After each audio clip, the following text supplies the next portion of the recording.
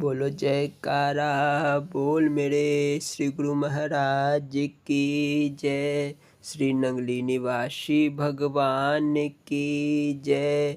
श्री परमहंस दयाल जी महाराज की जय। श्री नंगल विहालन भगवान की जय। श्री परम गुरु भगवान की जय। जय सच्चिदानंद जी। श्री अद्वैत वचनामृत।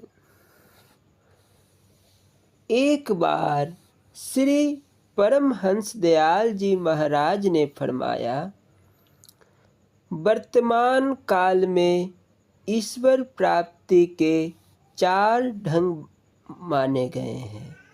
पहला अभ्यास, दूसरा विचार, तीसरा ध्यान, चौथा समाधि। फकीरों की भाषा में इसको जिक्र, फिक्र, मराकबा तथा फनाह कहा गया है।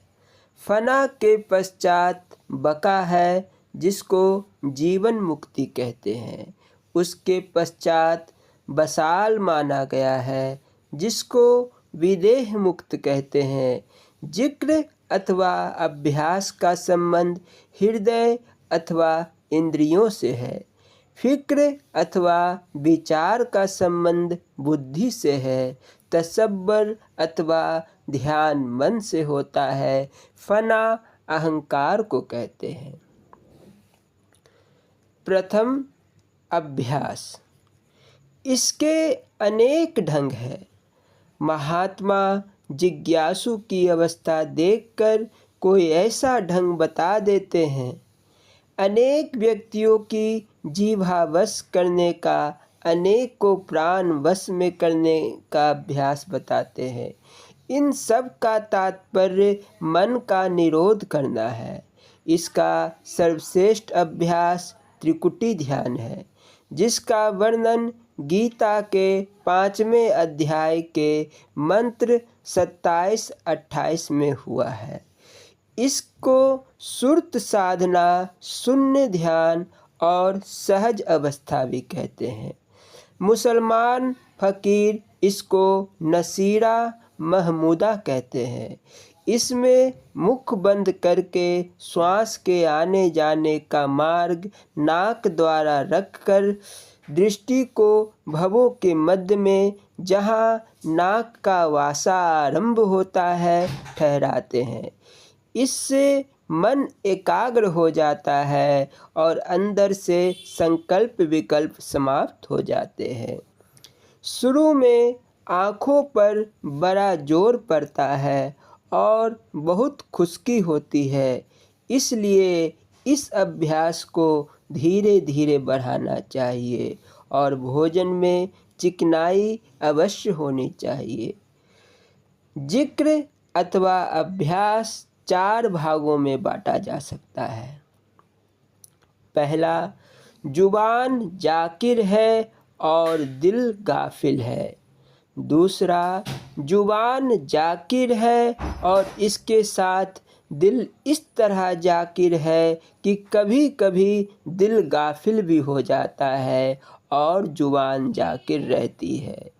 तीसरा, जुबान और दिल दोनों एक साथ जाकिर रहते हैं, परंतु कभी कभी दोनों एक साथ गाफिल हो जाते हैं। जुबान गाफिल और आमिल हुआ, दिल जाकिर और हाजिर हो जाता है। यह सर्वश्रेष्ठ मंजिल है। इसमें वास्तविक लक्ष्य तक पहुंचा जा सकता है। दूसरा, विचार। गीता के 6ठे अध्याय में यह वर्णन आया है कि समतल भूमि पर बैठकर बिना हिले डुले अपने शरीर द्वारा आसन जमाए, सिर और गर्दन को सीधा रखे, अपनी दृष्टि को नाक के अग्रभाग अर्थात नोक पर जमाए, मन को एकाग्र कर अभ्यास में लीन हो जाए। इस अभ्यास के कारण संकल्प विकल्प रुककर शांत हो जाते हैं। सच्चा आनंद मिलता है। इस पर यह एक भजन है।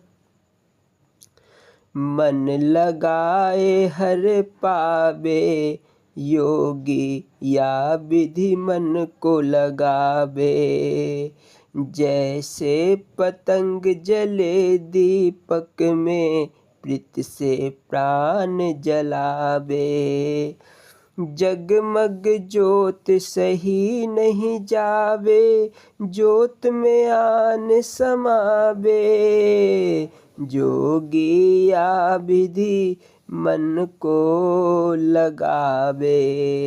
जैसे नार पान घट को जाते हैं, सिर गागर भर लावे।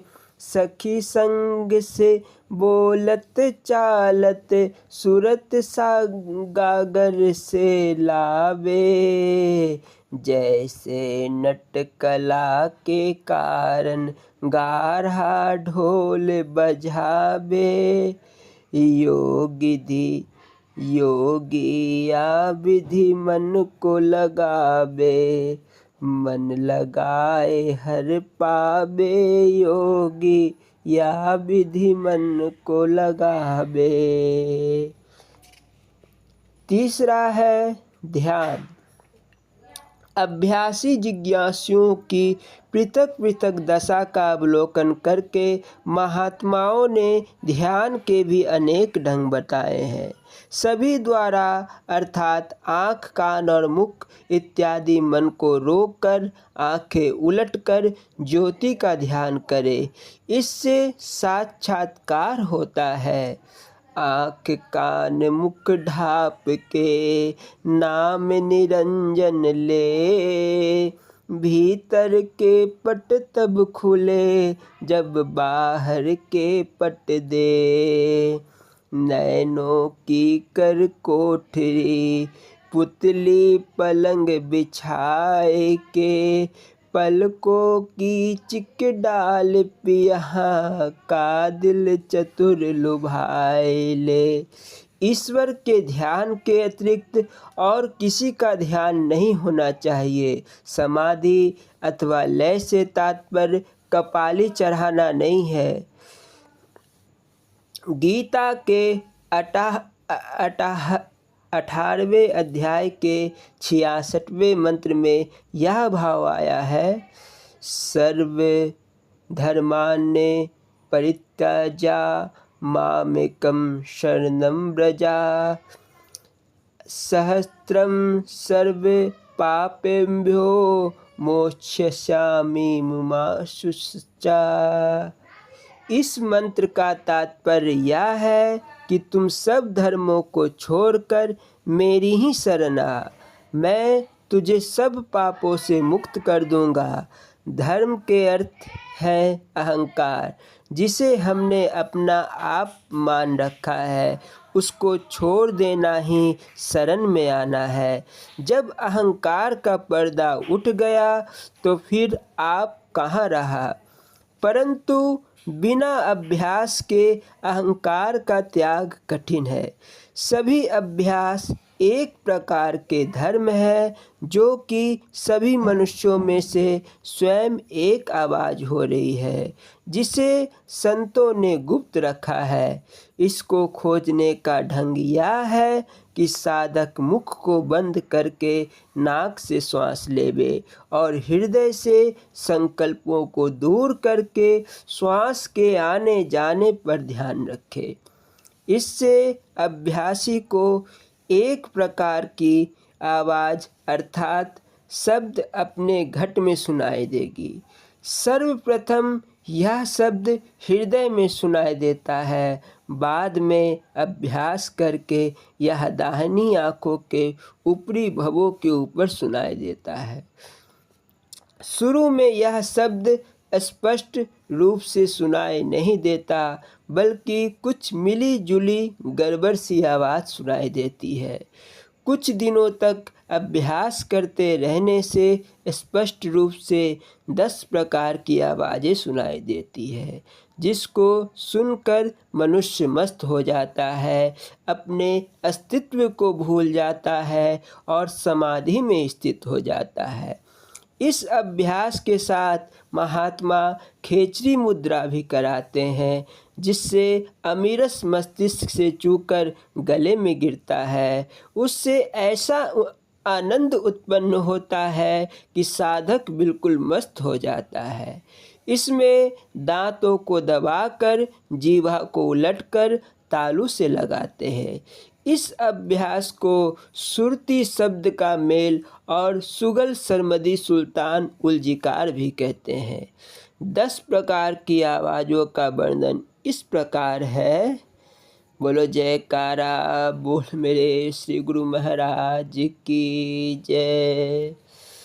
शेष अगले भाग में। बोलो जयकारा, बोल मेरे श्री गुरु महाराज की जय। श्री स्वरूप दर्शन पाठ भकरे वाली आश्रम भाग 2। बोलो जयकारा, बोल मेरे श्री गुरु महाराज की जय। यह पाठ शुरू करने से पहले दास श्री नंगली निवासी भगवान के चरण कमलों में दंडवत प्रणाम करता है।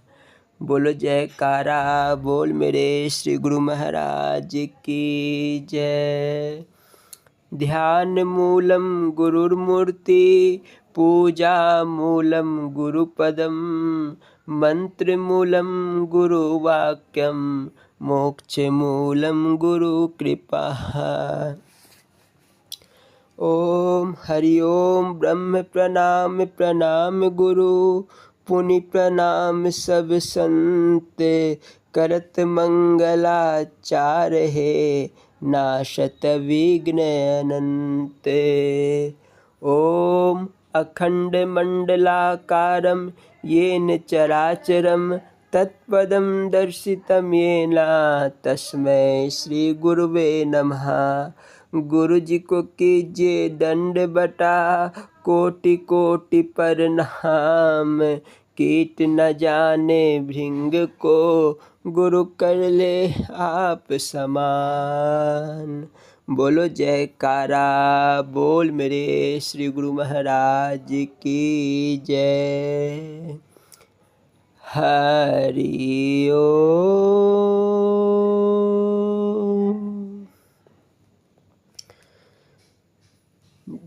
जन पर उपकारी आए, जिया दान दे भक्ति लायन, हर सो लायन मिलाए। संत जन नामी के समान परोपकारी होते हैं, जो नदी अर्थात भवसागर से भली भांति परिचित होते हैं। वे भवसागर में रहकर स्वयं अपने आप को भी बचाते हैं और दूसरों को भी पार करते हैं। संत जन इस लोक में आए हुए जीवों को परलोक का मार्ग दर्शाकर भव से पार ले जाते हैं। जो जीव उनके वचनों को सत्य मानकर उन पर निध्यासन अवस्था लाते हैं, वे अपने ध्येय को प्राप्त कर लेते हैं। जब श्री महाराज जी यह वचन कह रहे थे, तब एक भक्त ने खड़े होकर प्रार्थना की, दयालु प्रभु, उन परोपकारी संत जनों और साधारण जीवों में अंतर कैसे पता चले, क्योंकि देह रूप से तो वे एक समान ही होते हैं। फिर इस बात का कैसे पता चले कि कौन कर्म से छुड़ाने वाला है और कौन कर्म भोग चक्कर में है। उन तत्वदर्शी महापुरुषों और संसारी जीवों में क्या अंतर है। उस भक्त के इस प्रश्न को सुनकर श्री महाराज जी बोले, सरकार की दृष्टि में सभी नागरिक अर्थात सब जीव समान रूप से हैं। सरकारी कर्मचारी भी सरकार के कहलाते हैं। अब यदि कोई व्यक्ति बुरा कर्म करके जेल जाता है, तो उसका कोई संबंधी उससे मिलने के लिए जेलर साहब के घर गए और वहाँ से पता चला कि जेलर साहब घर में नहीं है, वह भी जेल में गए हुए हैं। यह बात सुनकर वह व्यक्ति आश्चर्य में पड़ जाता है कि जेलर साहब जेल क्यों गए, उन्होंने क्या अपराध किया है। फिर उसे पता चला कि जेलर साहब बंदियों के प्रबंध के लिए जेल गए हैं।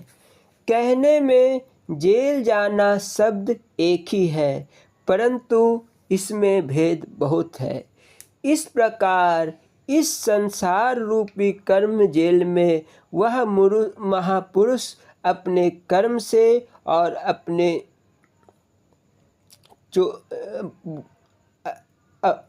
चोर अपने बुरे कर्म से इस जेल में आकर समय व्यतीत करते हैं। अंतर केवल इतना है कि सरकार की तरफ से दोनों ही जेल गए हुए हैं। एक ओर सरकार की आज्ञा सुख देने के वाली है, अर्थात जेलर साहब को उसी काम के लिए वेतन मिलता है। दूसरे को सरकार की आज्ञा में कलेश और दुख है। जेल के कर्मचारी ऐसे व्यक्तियों को भविष्य में सुखी रहने का नियम बताकर यह निश्चय करा देते हैं कि यह संसार तो दुख कर्मी को दुख रूप मानता है, अपने कर्म को सहज ही में भोग लो और भविष्य में शुभ कर्म करो। श्री महाराज जी के ऐसे वचन सुनकर वह भक्त बहुत प्रसन्न हुआ और उसने श्री चरणों में दंडवत प्रणाम किया। उसी समय श्री महाराज जी कुछ महात्माओं और भक्तों सहित सैर पर चल दिए। जब सैर करके आश्रम की ओर लौटने लगे तब वहाँ से आधे मील दूर उसका गांव रमणीक था। वहाँ मैदान में खड़े होकर श्री महाराज जी उन प्रेमियों को सत्संग वचन सुनाने लगे। इतने में वर्षा आरंभ हो गई। भक्तजन अपनी अपनी चादर उतार कर श्री महाराज जी के ऊपर तानने लगे, परंतु वर्षा अधिक होने के कारण सब भीग गए। उस भीड़ में एक अद्भुत लीला हुई। भक्तों ने देखा कि श्री महाराज जी उन्हीं चादरों के नीचे ना मिले। सब चकित रह गए। सब प्रेमी व्याकुल होकर भकरे वाले आश्रम की ओर दौड़े। वहां जाकर क्या देखा कि श्री महाराज जी पलंग पर विराजमान होकर मंद मंद मुस्कुरा रहे हैं। सबने भींगे कपड़ों से ही श्री चरणों में प्रणाम करके पूछा, हे महाप्रभु जी, आप कैसे यहाँ आ गए? श्री सतगुरुदेव जी ने भोलेपन में ही उत्तर दिया, यदि आप लोग आ सकते हो तो क्या हम नहीं आ सकते? एक भक्त ने प्रार्थना की, श्री महाराज जी, आपको तो आते किसी ने नहीं देखा। इस पर महाप्रभु फिर बोले, हम तो आपके साथ ही थे, शायद आपका ध्यान दूसरी ओर होगा। हम तो आपको देखते ही आए हैं। इस अद्भुत लीला को देखकर सभी प्रेमी आश्चर्यचकित हो गए। किसी को इससे अधिक और कुछ पूछने का साहस न हुआ। श्री महाराज जी के शुभ दर्शन करने के लिए काफ़ी संगत आश्रम में ही रहती थी। एक दिन लंगर के प्रबंध के लिए सेवादार ने श्री चरणों में प्रार्थना की, सतगुरुदेव महाराज जी, आप इन सभी भक्तों को अपने अपने घर जाने की आज्ञा प्रदान करें। लंगर में अब तो चावल ही बचे हैं। यह लोग तो खाने के लिए यहाँ बैठे हैं। दाता दीनदयाल जी के सेवादार के यह शब्द सुनकर तनिक क्रोधित होकर बोले, तुम इस रहस्य को नहीं समझते। ईश्वर का धन्यवाद करो जो यह लोग अपनी प्रारब्ध लेने के लिए यहाँ आ जाते हैं। यदि तुम्हें इन सब की प्रारब्ध घर घर पहुँचानी पड़ती तो फिर क्या करते? कोई किसी का नहीं खाता। जहाँ दाना होता है, जीव उस खाने के लिए वहाँ पर ही चला जाता है। भविष्य में कभी भी मन में यह विचार ना लाना कि सब लोग खाने के लिए यहाँ आते हैं। सभी का प्रारब्ध यहाँ पर है, वे लेकर आकर ले जाते हैं। श्री महाराज जी के इन वचनों को सुनकर सेवादार ने क्षमा मांगी। किसी उर्दू कवि ने क्या ठीक कहा है, जो तेरे घर खाना खाए उसका तू मशकूर हो, क्योंकि वो खाता है अपना तेरे दस्तरखान पर। इस प्रकार काफ़ी समय गुरुदेव जी भकरेवाली आश्रम में विराजमान रहे। चक नंबर 45 पश्चिमी पंजाब के ज़िला सरगोदा में चक नंबर 45 एक रमणीक गांव था, जहां के निवासी भक्ति भावना से पूर्ण भोले भाव स्वभाव के श्रद्धालु भक्त थे। एक बार वहां के प्रमुख भक्त सतगुरु दर्शन के लिए भकरेवाली आश्रम में आए। उन प्रेमियों ने कुछ देर पश्चात अपने गांव में दर्शन देने की प्रार्थना की। उनका विचार था कि श्री महाराज जी के आगमन से सर्व जीवों का बड़ा लाभ होगा। महापुरुषों का कथन है, चादर साध न सो से जिए, हरि की पूजा नाए, देकर मरघट सार के, भूत बसे तही माहे। ऐसा विचार करके चक नंबर 45 के प्रमुख भक्त श्री ईश्वर सिंह जी, श्री चेतराम जी, भक्त इकबाल सिंह जी, भक्त तत् सिंह जी, भक्त लालचंद जी, भक्त लद्दाराम जी, चौधरी सुंदर सिंह जी, भक्त लग्गा सिंह जी तथा श्री खुशहाल सिंह जी और अन्य प्रेमी जो इनके साथ आए हुए थे, सबने बड़े नम्रता पूर्वक श्री चरण कमलों में चक नंबर 45 में दर्शन देने की प्रार्थना की। श्री सतगुरुदेव जी ने उनकी प्रार्थना स्वीकार कर ली और साथ ही यह वचन कहे, हम आपके साथ ही चलेंगे। श्री महाराज जी के यह आनंदमय वचन सुनकर सर्व संगत गदगद हो उठी। वर्षा ऋतु थी, सावन मास चल रहा था। श्री महाराज जी की सेवा में लगभग 40 महात्मा और 30 भक्त सेवादार थे। उन सब के साथ हृदय सम्राट दाता दीनदयाल जी भकरेवाली से चले चिन्नौट जिला झंग तक तो गुरुदेव महाराज जी रेलगाड़ी द्वारा गए। चिन्नौट के पास चिनाब नदी पर रेल के लिए पुल बन रहा था। वहाँ चिनाब नदी का पानी दो पहाड़ियों के मध्य में से गुजरता था।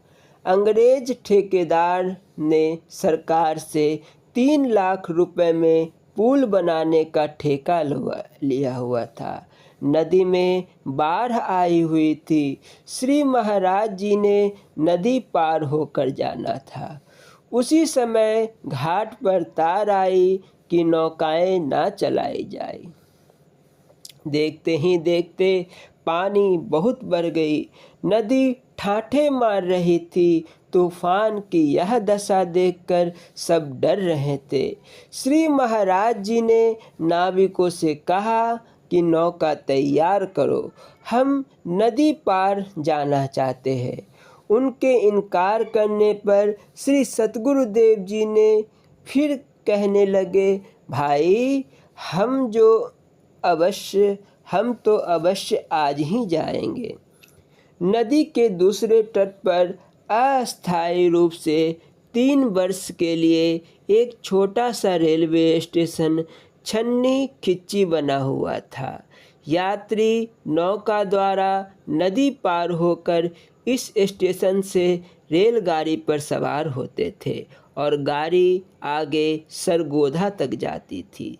श्री महाराज जी ने नाविकों से कहा, भाई रेलगाड़ी जाने का समय हो रहा है, इसीलिए शीघ्र नौका तैयार करो। यह दृश्य ठीक वैसा ही था जब मर्यादा पुरुषोत्तम भगवान राम गंगा तट पर केवट के पास आए और उसे नदी पार करने के लिए कह रहे थे। निषाद राज जी ने भगवान राम से काफ़ी प्रश्न उत्तर किए। गोसाई तुलसीदास जी ने इस दृश्य का बखान इस प्रकार किया है। मांगी नाव ना के बटुआना, कहे तुम्हारे मरम में जाना।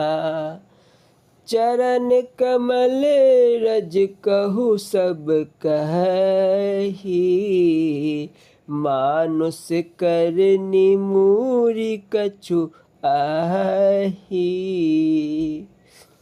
यह केवट भी ठीक उसी प्रकार इनकार कर रहे थे। उन्होंने कहा, श्री महाराज जी पानी भर रहा है, नौका आज किसी भी प्रकार नहीं जा सकती। श्री महाराज जी ने उनकी बात सुनकर मुस्कुराकर बोले, लाभ आपका होगा और जो हानि होगी उसके जिम्मेदार हम बनते हैं।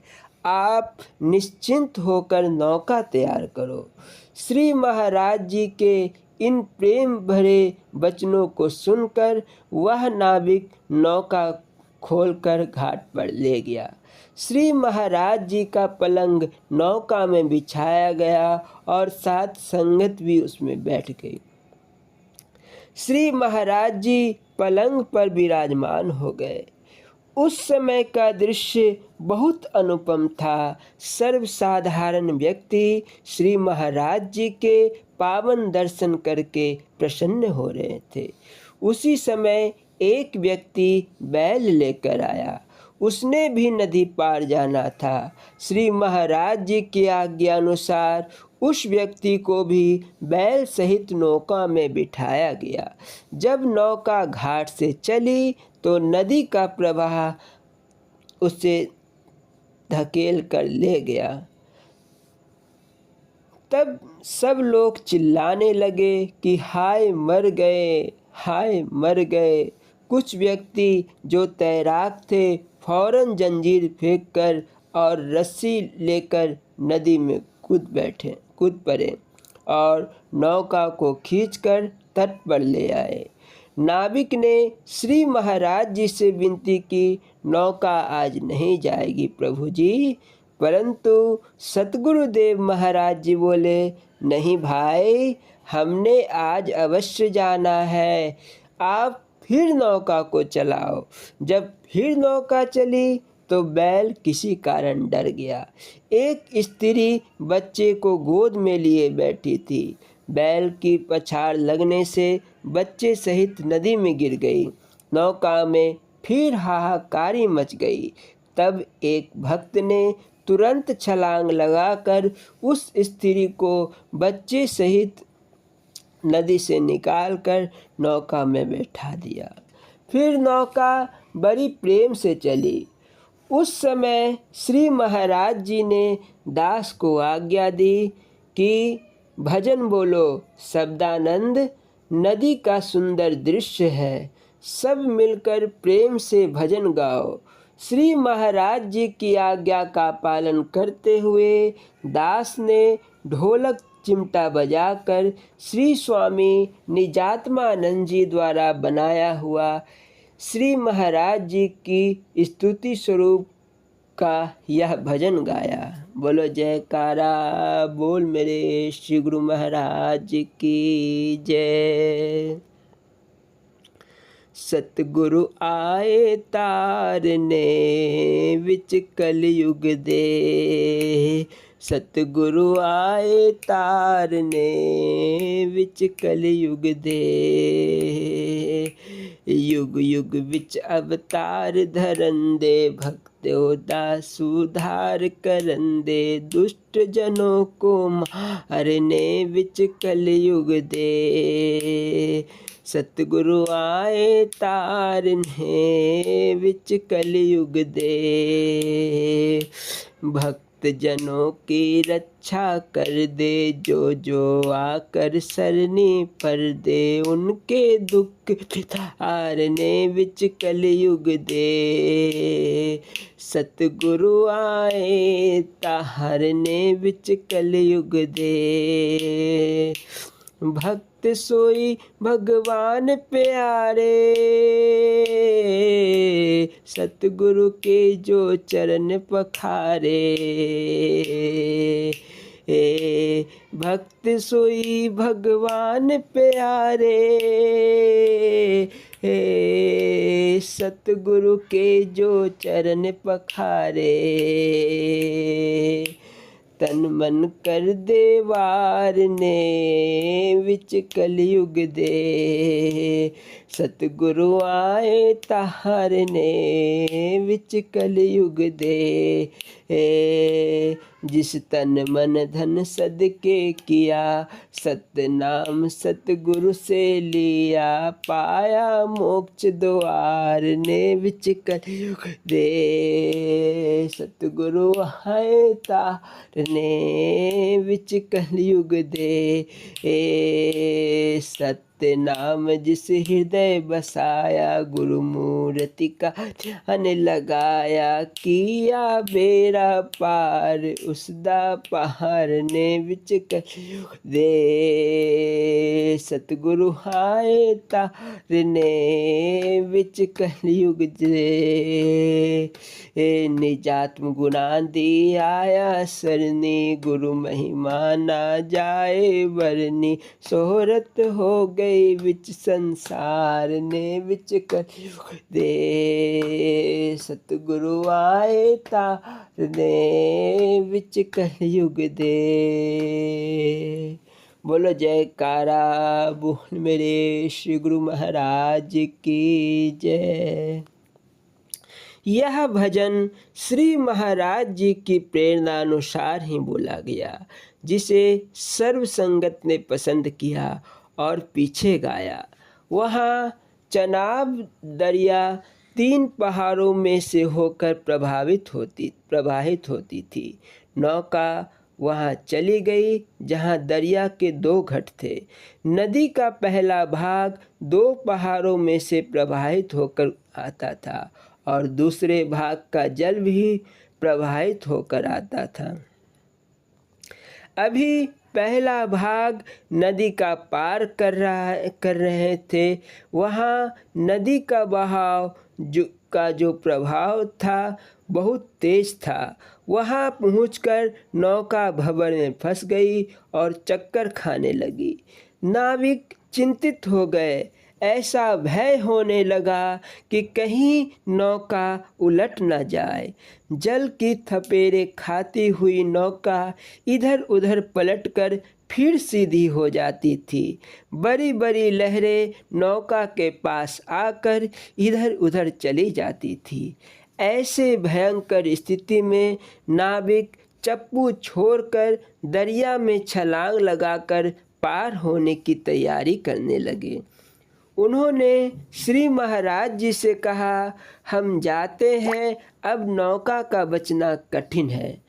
नाविक के इतने शब्द सुनते ही सभी लोग हाहाकार करने लगे।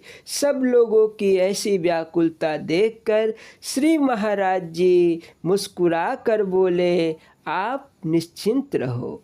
नाविक कहने लगे, थोड़ी दिन पहले यहाँ एक नौका डूब चुकी है, जिसमें यात्रियों और नाविकों सहित लगभग 150 व्यक्ति थे। आज तक उनका पता नहीं चला कि वे सब कहाँ गए।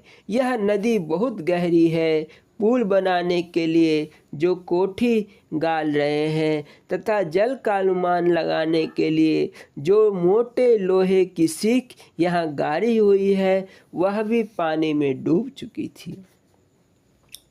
नदी के दूसरे तट पर पुल बनाने वाले अंग्रेज ठेकेदार ने दूर से तब ऐसी दशा देखी तो उसने एक बड़ी नौका जिसे स्टीमर कहा जाता है और इंजन लगा हुआ था, इस नौका को बचाने के लिए भेजी। इधर एक नाविक ने कहा कि संत महात्मा तो प्रकृति के स्वामी होते हैं, फकीर लोग तो डूबते को बचा लेते हैं, परंतु श्री महाराज जी आपकी रक्षा के लिए एक और नौका आ रही है। हम तो तब जाने जब यह नौका पार कर लेंगे। इधर वह नाविक श्री महाराज जी से ये बातें कह रहा था, उधर सब लोग निराश थे, परंतु श्री महाराज जी आनंदित होकर खूब हंस रहे थे। अभी वह इंजन वाली नौका स्टीमर इस नाव के पास आई नहीं थी कि यह नौका नदी के दूसरे तट पर जा लगी जो वहाँ से बहुत दूर था। सब लोगों ने आंखें खोली तो यह देखकर सब चकित रह गए कि नौका नदी पार कैसे हो गई। कोई इस रहस्य को ना समझ सका कि नौका को किसने और कैसे पार लगाया। उस भंवर में से नौका को निकलते किसी ने नहीं देखा। नदी के दूसरे तट पर खड़े दर्शक यह अद्भुत दृश्य देखकर बहुत चकित रह गए। वह लोग श्री महाराज जी के महान अस्तित्व से प्रभावित होकर श्री चरणों में प्रणाम करने लगे। विशेष रूप से वह अंग्रेज ठेकेदार बहुत ही चकित हुआ। उस ठेकेदार ने श्री महाराज जी को बड़े प्रेम से अपनी कोठी में ले जाकर विराजमान किया और सेवा का पूरा लाभ उठाया। उपस्थित संगत के लिए उसने लंगर का प्रबंध किया। श्री महाराज जी ने नाविकों को पुरस्कार दिया। थोड़ी देर वहाँ विश्राम करके दाता दीनदयाल जी रेल पर सवार होकर स्टेशन लालिया पर जा उतरे।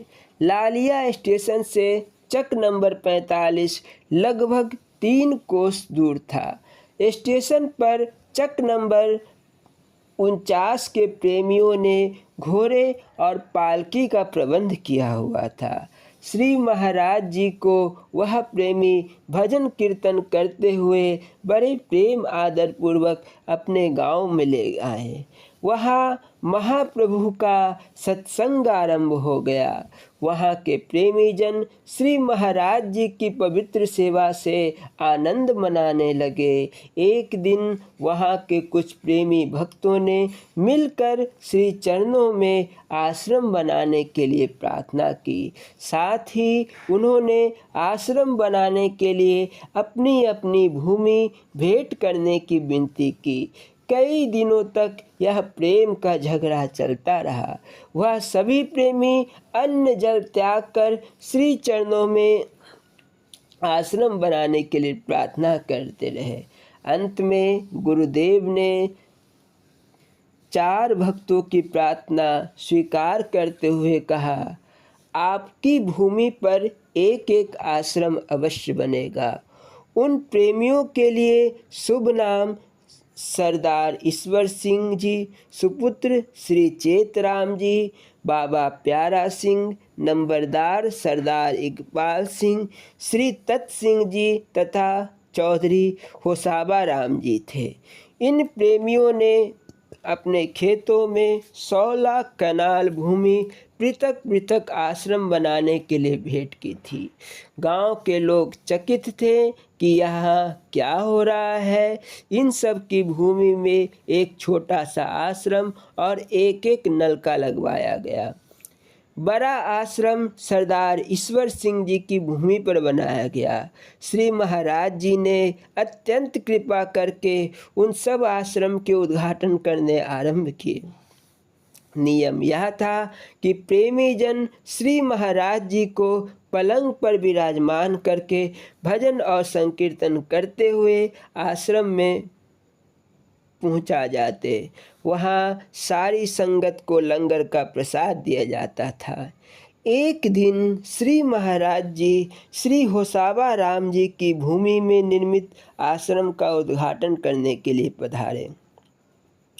उद्घाटन के पश्चात श्री सतगुरुदेव जी सायकाल वहाँ से लौटे तो सूर्य अस्त हो चुका था। हजारों की संख्या में संगत उनके साथ थी। भजन संकीर्तन करते हुए 1 मील की दूरी 3 घंटे में तय हुई। गुरुदेव पलंग पर विराजमान थे, साथ में 4 बड़े गैस भी थे। वहाँ से आते आते रात्रि के 10 बज गए। श्री महाराज जी ने मुख्य स्थान पर आना था। वह स्थान उनका गांव की दूसरी ओर पड़ता था। गांव के एक ओर श्री होसावा राम जी का स्थान था, बीच में गांव था। श्री महाराज जी ने भक्तजन को कदम तेज उठाने की आज्ञा दी। जब सब लोग गांव के समीप पहुँचे तब श्री महाराज जी ने अपनी लीला दिखाई। वह लोग मार्ग भूल कर खड़े हो गए। मार्ग ना मिलने के कारण बहुत चकित थे। साथ ही उन्होंने श्री महाराज जी से विनती की कि हमें गांव के मार्ग का पता नहीं चल रहा। श्री महाराज जी हंसकर बोले, गांव का आदि निवासी मैं हूँ या आप? मुझे गांव के मार्ग का क्या पता।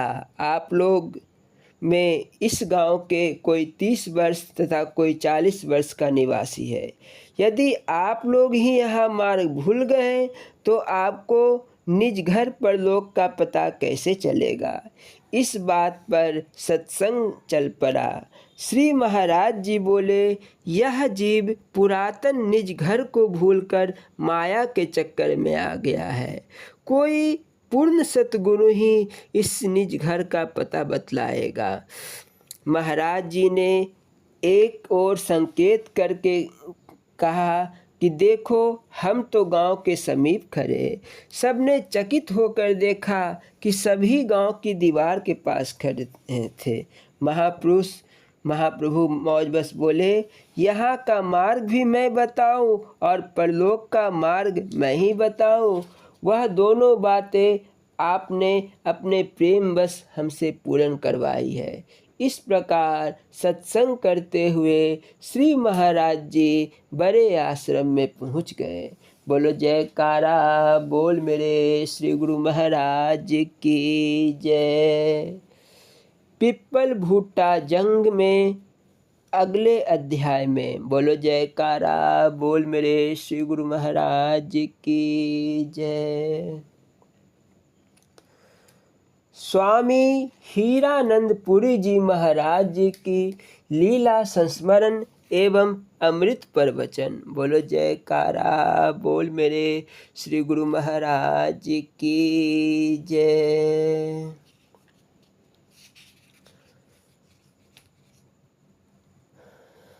वेदांती महात्मा के रूप में दर्शन। श्री बलवंत राम SDO चंडीगढ़ के सेक्टर 23 में रहा करते थे। वे हर रविवार को संध्या समय सत्संग का आयोजन करते थे।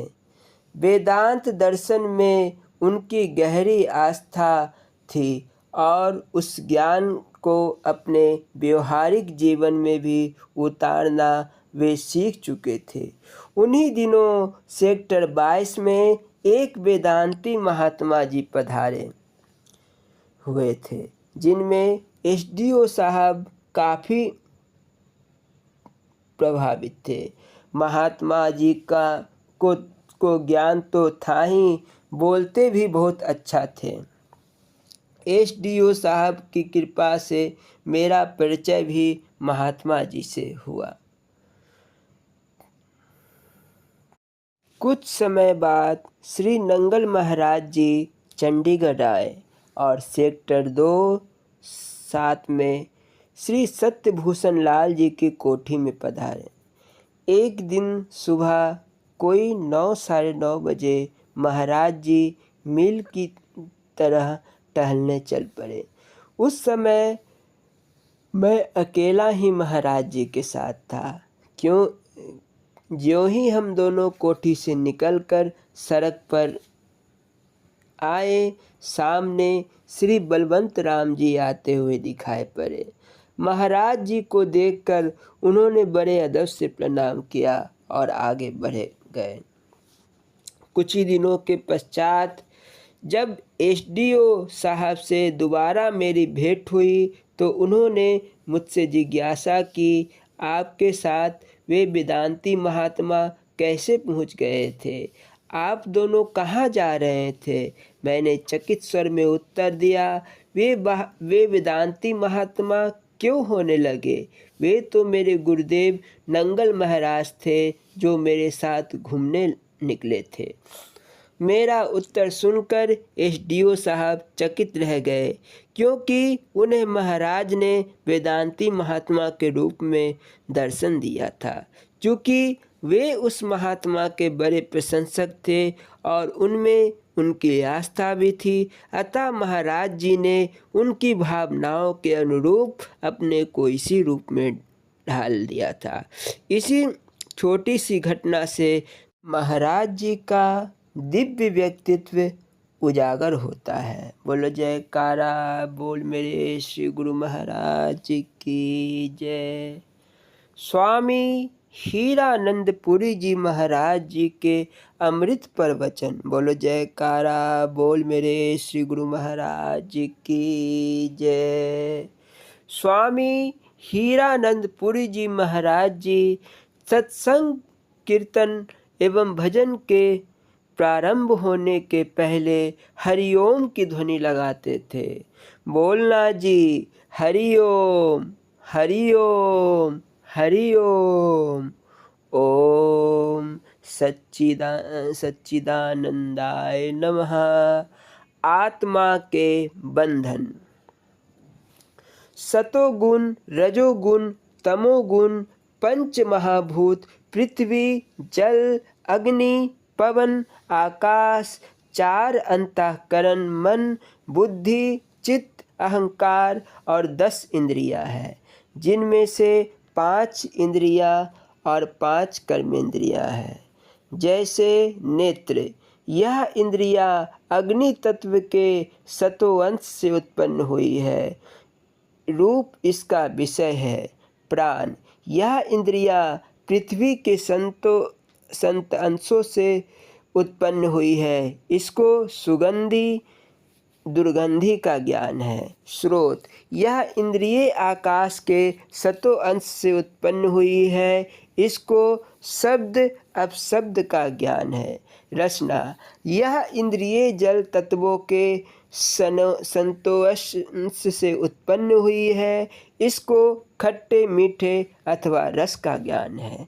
त्वचा, यह इंद्रिय पवन तत्व के सतो अंश से उत्पन्न हुई है, इसको स्पर्श कठोर और नम्र का ज्ञान है। इसी प्रकार 5 कर्मेंद्रियां हैं, जैसे हस्त, पाद, वाक, गुदा, शिसन। इनकी उत्पत्ति पंच महाभूतों के रजोगुण से हुई है। जीवात्मा के लिए यह 22 महाबंधन है।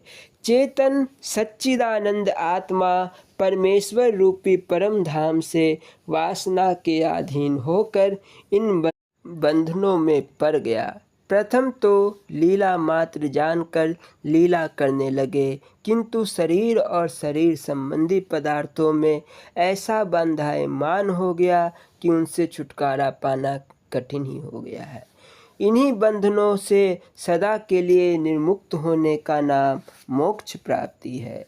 बंधनों से मुक्ति प्रथम बामा बंधन, जो पति पत्नी, सुत कन्या, धनधाम, जगत, लाज और कुल मर्यादा है।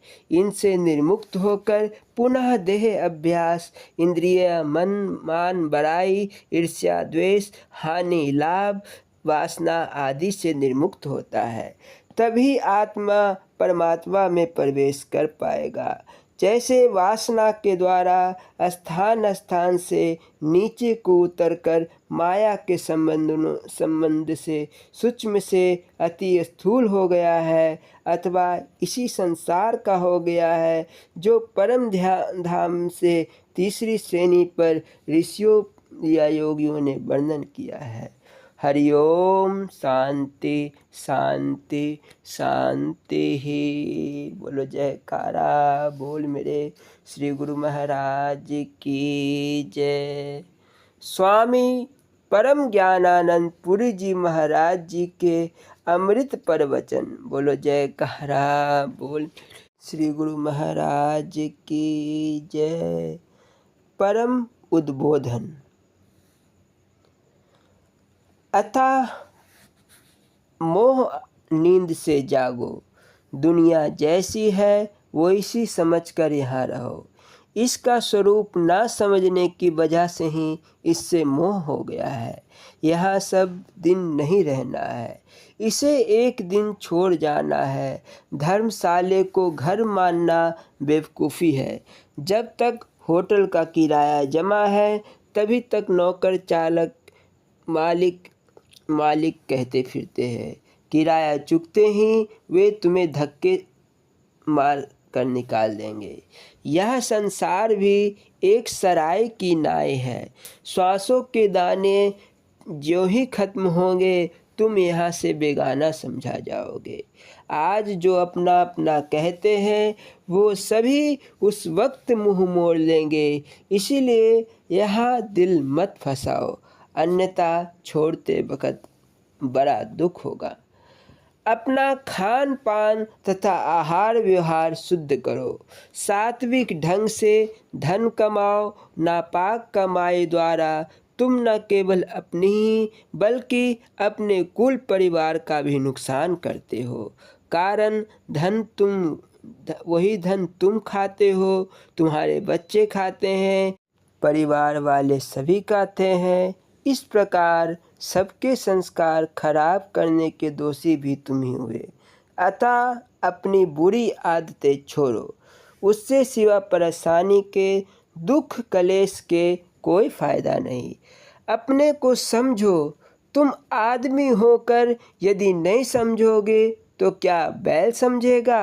अपने से पूछो, रे मन यह क्या करते हो। ये जहरीले लड्डू कब तक खाओगे। अभी मीठे ज़रूर लगते हैं मगर ये एक दिन तुम्हारी जान भी ज़रूर लेंगे। विषय भोगों के जिन श्वेत लड्डुओं को तुम मज़े से खाए जा रहे हो वो लड्डू नहीं, चूने के गोले हैं। खाओ तो सही, अत्रियाँ भी फट जाएगी तब जानोगे।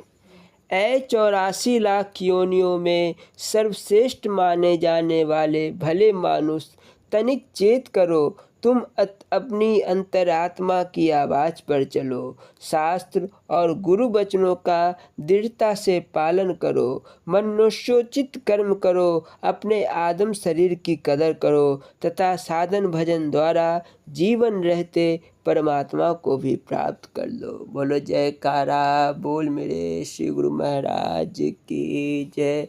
श्री नंगली निवासी भगवान की जय। श्री परमहंस दयाल जी महाराज की जय। श्री नंगल विहालन भगवान की जय। श्री परम गुरु भगवान की जय। बोलो जयकारा बोल मेरे श्री गुरु महाराज की जय। जय सच्चिदानंद जी।